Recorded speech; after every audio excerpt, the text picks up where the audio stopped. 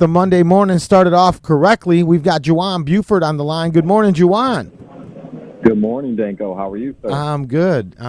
Just lyrical gangster, man. That's what we had going on earlier here. I don't know if you know that song or not, man. Yes, I did. All right, you did know that song. All right. Did it bring back any memories or anything like that for you? It was a great way to start the Monday. It really was. Yeah. It brought back plenty of memories. Good. I've always enjoyed that song. Love the energy. Yep. Good. Yep. Perfect. Yeah, good. And this was something that was on my mind. I was going to say, like, we might start talking about this morning. And this is, let's say we've got some entrepreneurs out there and they're at their wits' end, right? They've given it all. They've pushed every door, did everything that they could do, and they're thinking about giving up. JuJuan, what do you say to that? Well, the first thing I would remind entrepreneurs of, and just people in general, right, is we are the first to hear our words. Right. We're the first to hear our words. Yep. And, we've had this conversation before. Two people wake up in the morning, one person wakes up, and for them, the glass is half full, right? Another person wakes up, the glass is half empty, right? And, the question that we oftentimes pose is, which one is right? Who's right? Is the world really going to be half full or half empty today? And you know what the correct answer is, right? Is both are right. Right. Yeah. And so 9 times out of 10, when I am speaking with entrepreneurs and they are at wit's end, the questions that I begin to ask is, what's your self-talk? What are you saying to yourself when you wake up in the morning? Just like you create a routine for a birthday, just like you create a routine for getting prepared for your anniversary, just like you have a routine or itinerary that you follow when taking a vacation somewhere, you need to have an entrepreneur routine, right? You need to have an itinerary. You need to have a success itinerary. And if you don't have those things, it's easy to slip into despondency. It's easy to slip into periods of time where you're just not feeling your business, right? And look, number one, let's also say this, it's natural.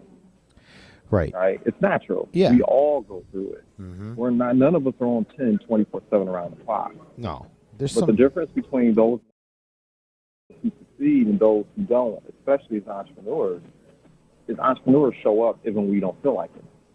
Right? Yeah. Right. And that's why that process and that itinerary, that routine is so important. I mean, be transparent. You think, I wouldn't know what to do. It would be very disruptive. If I were to take a job, hypothetically, tomorrow, right?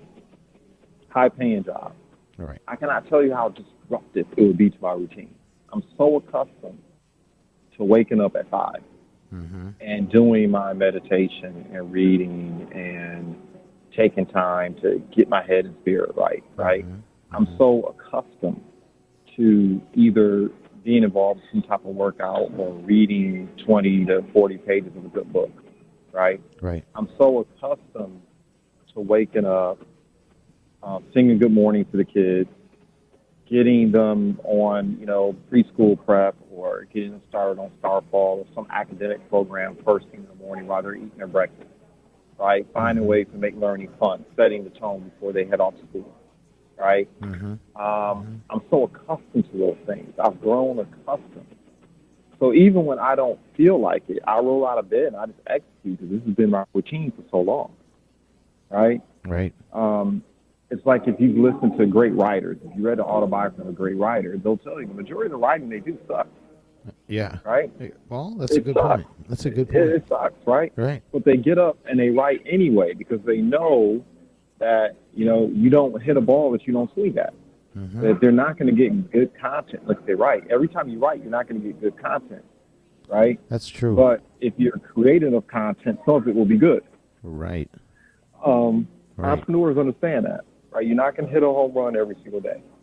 The other thing I guess I would reflect on, if you are lacking energy, my experience has been personally and when working with other entrepreneurs, oftentimes when you're lacking energy, it's because you are not working in your values. Mm-hmm. You're not working in the spaces, in the things that matter most to you, right? Yeah. The mind, it's hard to be duplicitous. Mm-hmm. It's very hard. Mm-hmm. If you're not energetic, if you're not excited, if you're not passionate about the nature of the work that you're doing or the goal that you're taking aim at, either or, right? Um, man, it's hard. Right. It's hard. It's hard to find the energy to do what you need to do to be successful as an entrepreneur. And so you better make sure that you are doing things that channel your life energy, the things that give you energy, that give you momentum, right? Yeah. And oftentimes as entrepreneurs, and I've been guilty of it, I was reflecting on it actually this past month. Okay. Now, fortunately, I have a lot of different things that I do that I'm passionate about, right? Right. And so that kind of keeps my fire going. And the end goal, of course, right? But, I took on a couple projects over the last 2-3 months, and it was drudgery. Mm-hmm. I executed. I did it anyway. Mm-hmm. But to be transparent, it was drudgery. It took energy from me. And it actually kind of impacted my performance in some of the other areas that I work in. Mm-hmm. And it'll right? do that. And it will do that, right? That's the impact. So, a lot of times, the thing I remind entrepreneurs of is, number one, take a moment and sit down with your values. Sit down and ask yourself, what are the things that matter most to you? What are the things that give you strength, that give you energy, that make you happy? What are the areas that you really feel compelled to serve people? And then take inventory. And if you're involved in projects, if you're involved in activities that don't align with that, within 90% of the time, and that's going to be a problem. Well, that's going to be a big problem, right? I mean, like if you're not doing what you love to do, it's going to always be a problem. And this is kind of the a lot of the basis of what we've talked about, JuJuan, and a lot of our talks around Ask the Neighbor and Very Detroit are looking to help people identify their passion. We talk with people with huge passions, and that really drives what they do. So making sure that you're in alignment with your values is a great point, working in your values. And and sometimes not all that you do as an entrepreneur is going to feel right or great. Some of the work is not always fun, and it's not like perfectly aligned with your values of what you want to do, but some of that work has to be done.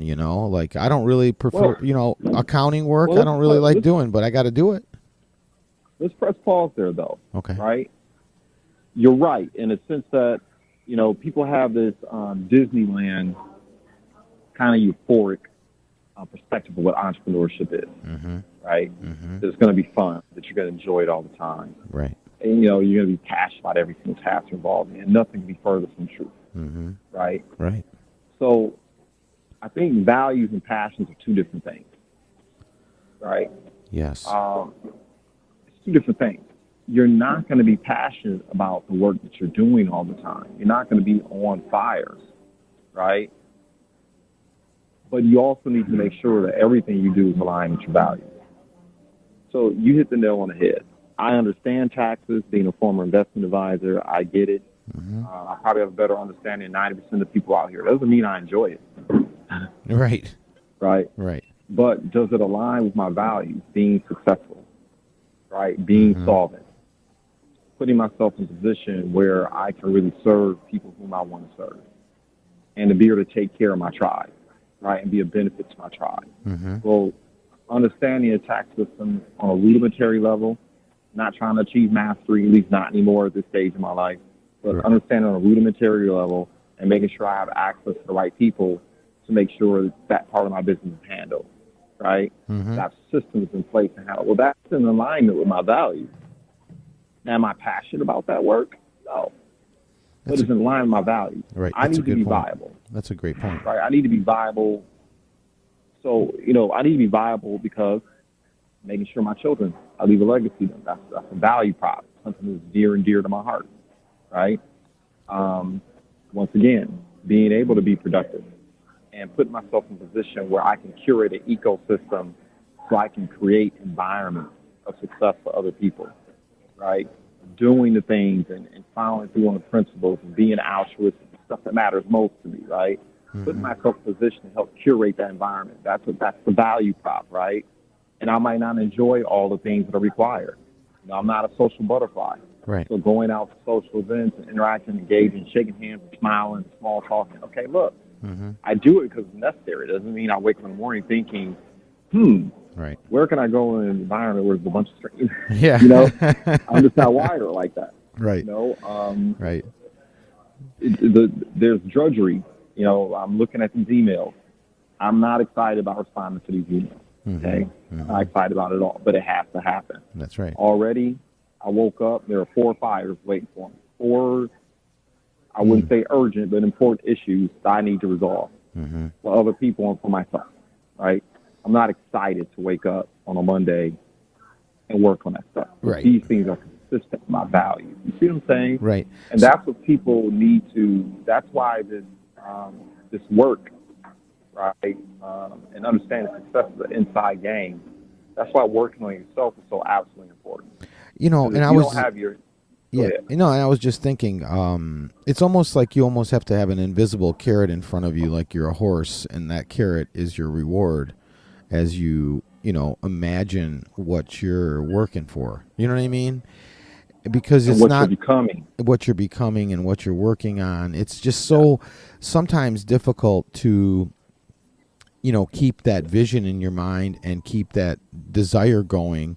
And I just thought it would be a good way to start off today to just talk a little bit about that, because we're all challenged and we all question ourselves in what we do all the time. I feel and it's normal, you know, as a individual, as a business person, you know, you're going to question some things. You know, am I really doing the right thing? Am I going in the right direction? Am I hanging around with the right people? Am I doing all these things? Once you can identify that and break that down, is it my values that I'm aiming at? And am I working at towards my values? Does this fit into my values? And, you know, those are the things that we have to balance out in our mind and our self-talk and make sure that we're in alignment with these things. Now, Danco, let me challenge you a little bit, right? Sure. Because you said something 3 times that kind of triggered me. Okay. And you said that it's difficult to do these things. Well, remember, you're the